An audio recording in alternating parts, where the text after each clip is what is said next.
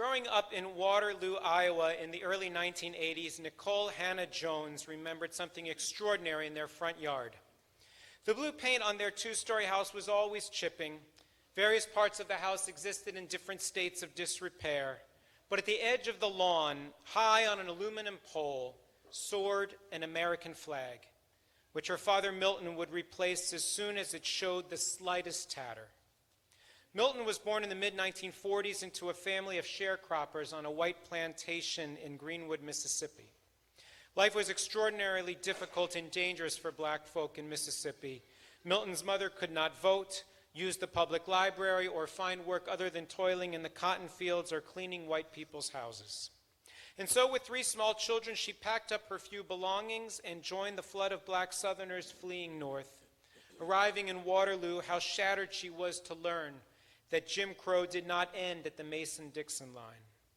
In 1962, Milton joined the U.S. Army, hoping to escape the poverty of his youth and to find a pathway to opportunity.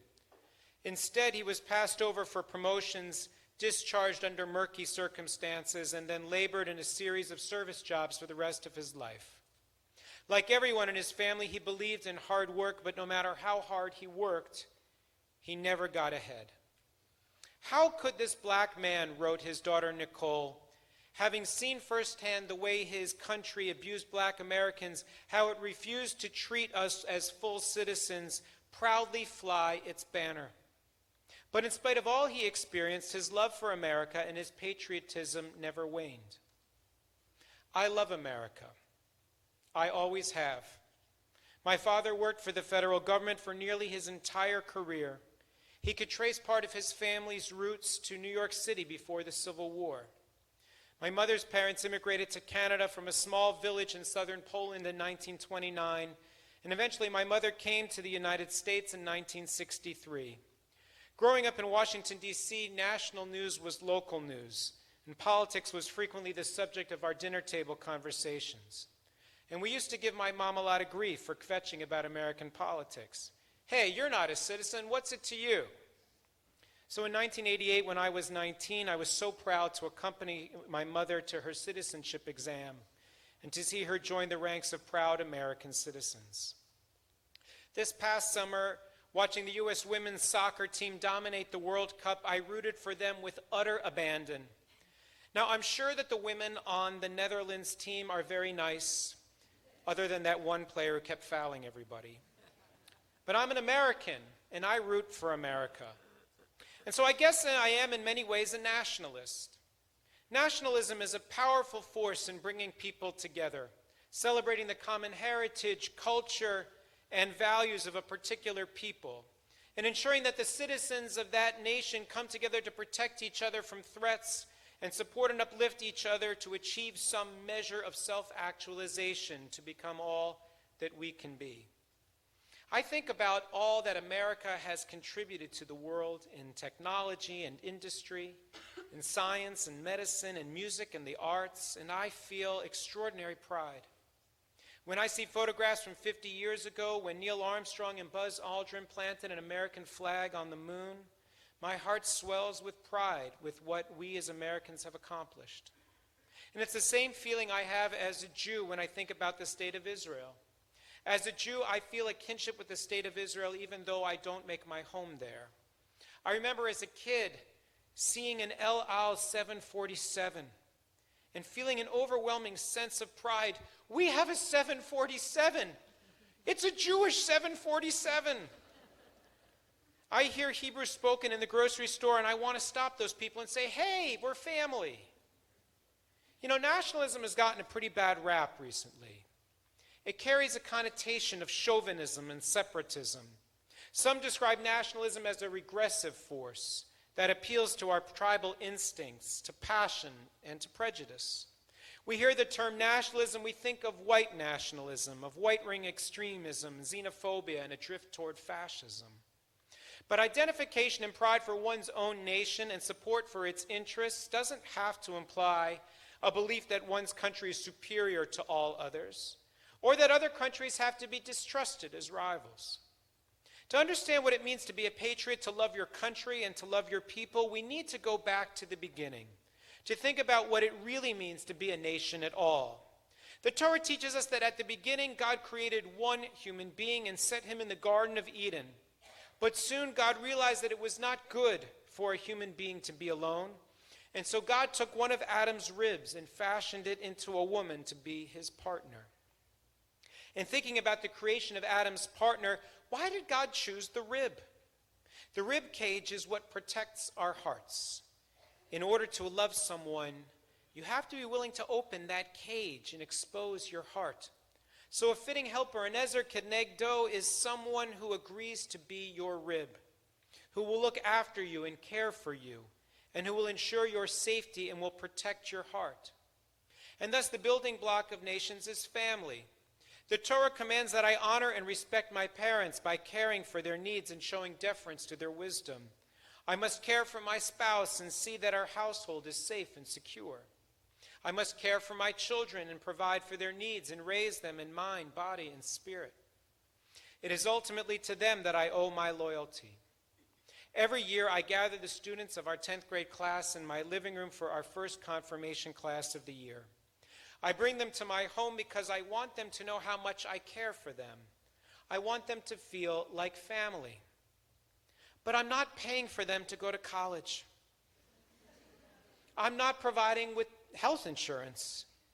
And I'm not taking them on vacation.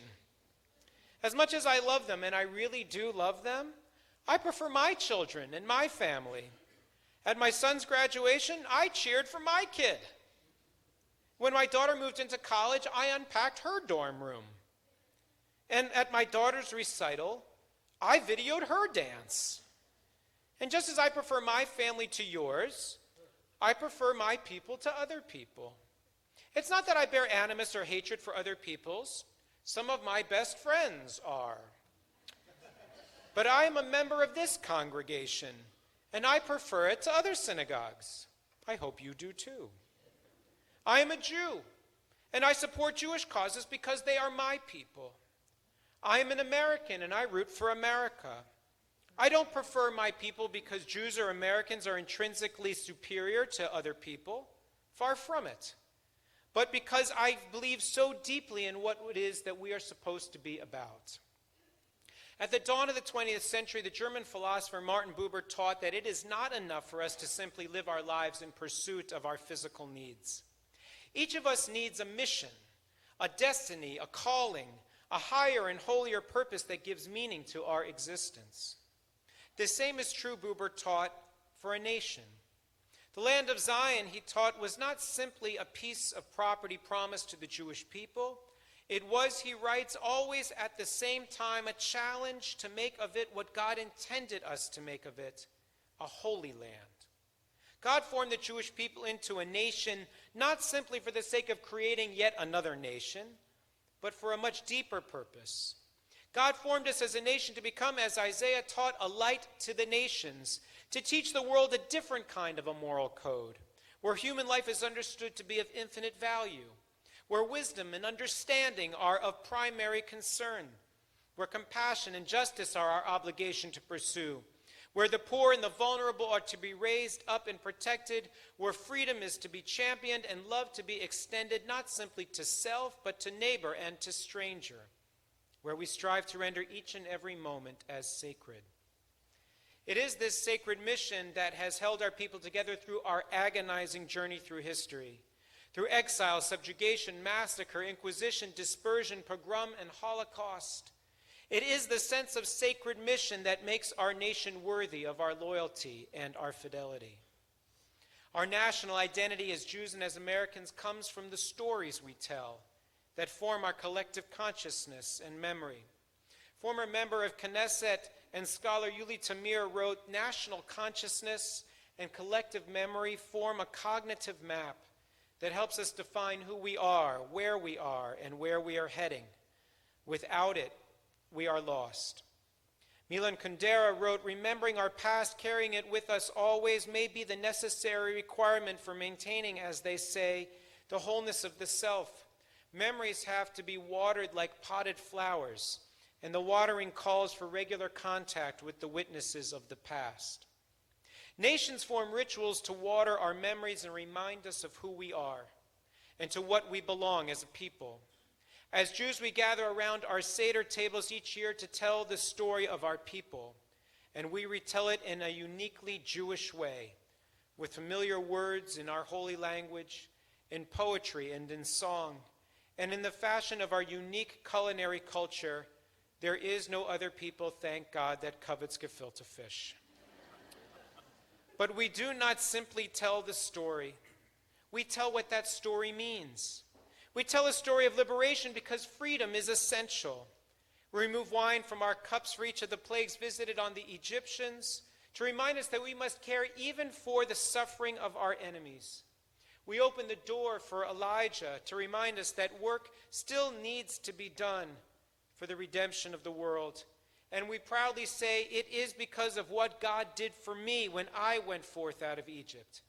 In telling and retelling the story of our people, we make that story our own. This happens in the state of Israel today. Every year, the entire nation observes Yom HaShoah, Holocaust Remembrance Day. And even though more than half of Israelis come from lands that didn't suffer Nazi genocide, still they embrace the Holocaust as part of their national narrative.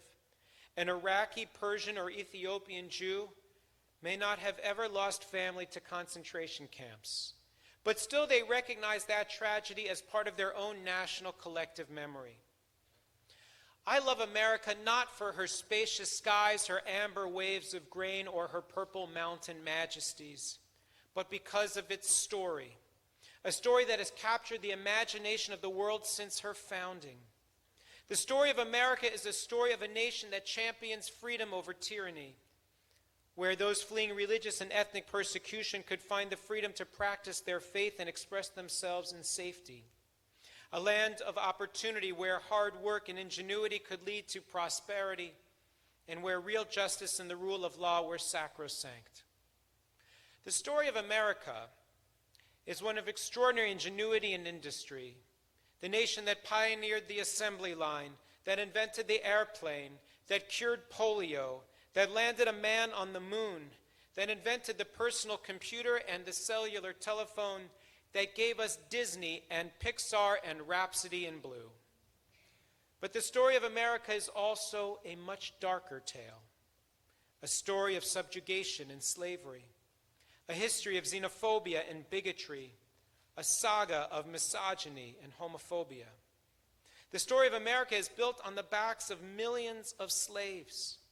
Is the story of Jim Crow, redlining, lynchings, and signs reading, "No blacks, Jews, or dogs allowed."